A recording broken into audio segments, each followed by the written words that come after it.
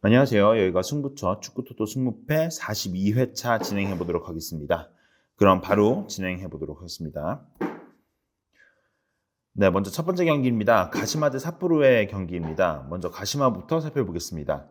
지난 라운드 비셀고베를 상대로 1대3 패배를 기록하면서 리그에서 정말 오랜만에 패배를 기록한 가시마입니다.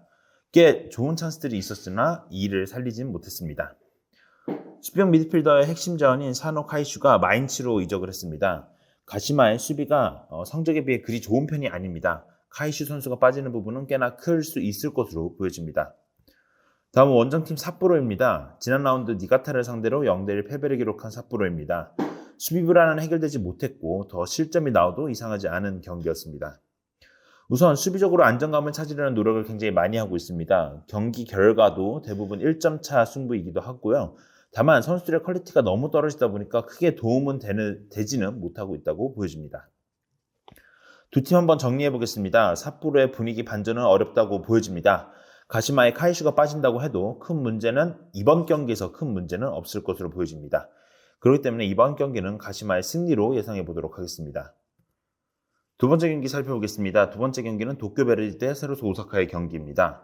먼저 도쿄베르디부터 살펴보겠습니다. 지난 라운드 요코하마 마리노스 상대로 2대1 승리를 거둔 도쿄베르디입니다. 스탯으로 봤을 때 요코하마 마리노스를 압도하는 경기를 보였으나 더 확실한 찬스는 도쿄베르디가 더 잘 만들었습니다.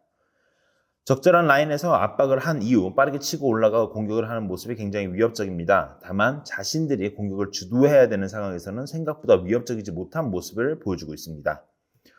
원정팀 세로스 오사카입니다. 지난 라운드 나고야를 상대로 2대1 승리를 거둔 세로스 오사카입니다. 리그 5경기째 패배가 없으며 레오의 득점 퍼포먼스가 매우 뛰어납니다. 상대 박스 안에서 공을 잡으면 매우 위협적입니다. 레오에 치중된 득점이 많지만 레오로 인해 나오는 공간들로 선수들이 여유롭게 움직이는 모습도 보여주고 있습니다. 특히 브라질 두유 페르난데스와 레오의 조합은 최고의 퍼포먼스를 보여주고 있습니다. 네, 이번 경기는 세로스 오사카의 공격력이 굉장히 매섭기 때문에 충분히 전력상으로도 승리가 가능하다고 보여집니다. 이번 경기는 도쿄베르디의 패배로 예상해 보도록 하겠습니다. 세 번째 경기입니다. 마치다 대 나고야의 경기입니다. 먼저 마치다부터 살펴보겠습니다. 네, 마치다는 지난 라운드 간바 오사카를 상대로 3대1 승리를 거뒀습니다. 간바 오사카의 퇴장으로 인해 마치다가 주도하는 그림이 그려졌습니다.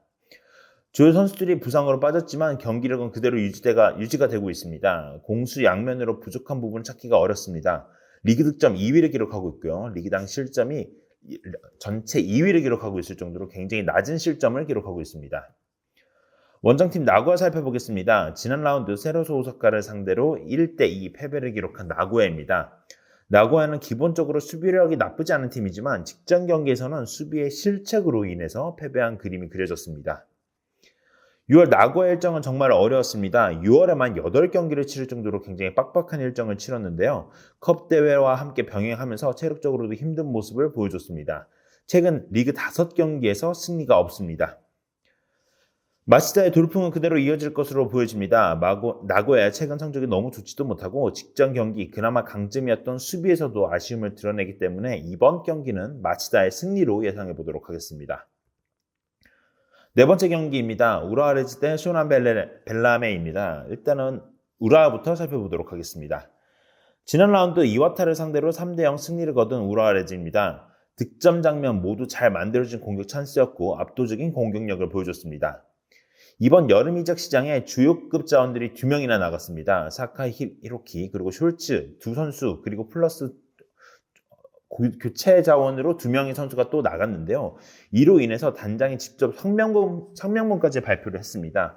분위기를 수습하는 모습을 보여줬는데요. 사카이 히로키 그리고 숄츠 이 선수들이 주장 그리고 부주장 역할을 하고 있었던 선수들이었습니다.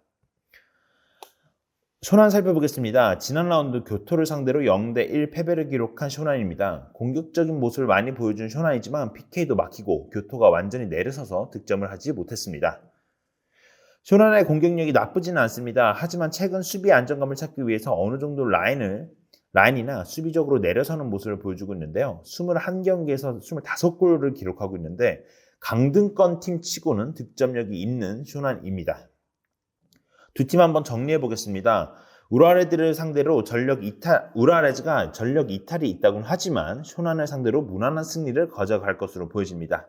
이번 경기는 우라레즈의 승리로 예상해 보도록 하겠습니다. 다섯 번째 경기입니다. 니가타 대 사간도스의 경기입니다. 먼저 니가타부터 살펴보겠습니다. 지난 라운드 삿포로를 상대로 1대0 승리를 거둔 니가타입니다. 충분히 추가골이 더 가능했던 경기로 보여졌습니다. 니가타는 6월부터 직전 경기까지 무패를 기록하고 있습니다. 전력에 비해 내용이나 결과가 따라주는 팀인데요. 특히 점유를 통해서 공격 전개를 가져가는 팀으로 팀적으로 잘 뭉친 팀 중 하나입니다. 원정팀 사간도스 살펴보겠습니다. 직전 경기 요코하마 마리노스를 상대로 1대0 승리를 거둔 사간도스입니다. 수년 경기라 주중에 펼쳐졌고 체력적인 여파가 있을 것으로 예상이 됩니다. 확실한 역습 패턴으로 좋은 찬스들은 많이 잘 만들어내고 있습니다. 사간도스의 가장 큰 단점은 자신들이 주도하는 플레이를 하게 되면 결과가 좋지 못했습니다. 여태까지 점유가 높았던 경기에서는 대부분 패배 또는 무승부를 기록을 했는데요. 공격적인 팀이긴 하지만 상대의 공을 뺏고 역습을 해야 위협적인 팀 중 하나입니다. 두 팀 정리해 보겠습니다. 니가타는 이제 팀 단위의 움직임이 굉장히 좋은 팀입니다. 조직적인 모습이 잘 갖춰진 팀인데요. 다만 사간도스가 점유를 내주고 역습을 하는 패턴을 가져간다면 충분히 득점도 가져갈 것으로 보입니다. 이번 경기는 승패로 갈릴 경기로 보여져서 이번 경기는 니가타의 승패로 예상해 보도록 하겠습니다. 여섯 번째 경기입니다. 이와타 대 가와사키의 경기입니다. 먼저 이와타부터 살펴보겠습니다. 지난 라운드 우라를 상대로 0대3 패배를 기록한 이와타입니다. 결정적인 찬스를 만들지 못했고 공격진의 위력이 너무나도 떨어졌던 경기입니다. 골키퍼 가와시마의 활약은 좋지만 팀의 패배를 막기엔 이와타의 전력이 굉장히 아쉽습니다. 또한 태자득점당 저메이묘가 아직 새로 복귀를 하긴 했지만 큰 힘을 발휘하지는 못하고 있습니다. 가와사키 살펴보겠습니다. 지난 라운드 산프이로를 상대로 1대1 무승부를 거두면서 3경기 연속 무승부를 거둔 가와사키입니다. 팀의 순위에 비해 경기력은 좋다고 판단이 됩니다. 다만 이 팀의 가장 큰 문제점은 빅찬스 메이킹이 매우 많으나 빅찬스 미스도 너무나 많다는 겁니다. 리그에서 빅찬스 메이킹을 61개를 기록을 했고요. 이건 리그 1위에 해당하는 기록입니다. 다만 빅찬스 미스는 38개를 기록했는데요. 이거는 리그 2위를 기록할 정도로 빅찬스를 많이 만들어내지만 빅찬스 미스도 굉장히 많다로 정리할 수 있는 가와사키입니다.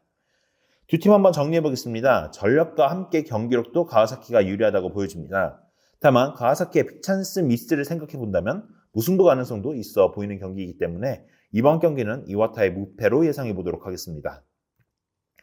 7번 경기입니다. 가시와 대 FC 도쿄의 경기입니다. 먼저 가시와부터 살펴보겠습니다.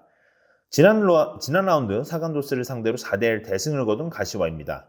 하지만 전반전에는 꽤나 위협적인 장면을 많이 만들어냈지만 실수로 실점을 내주기도 했습니다. 가시와도 득점력 부재를 경험하고 있는 팀 중 하나입니다. 올 시즌 XG값이 34골이지만 실제 득점은 24골만 기록하고 있습니다.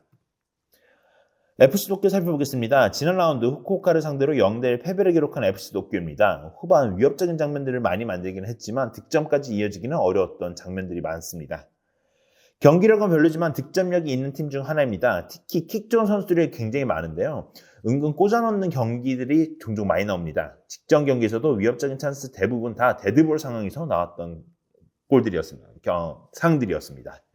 두 팀 한번 정리해 보겠습니다.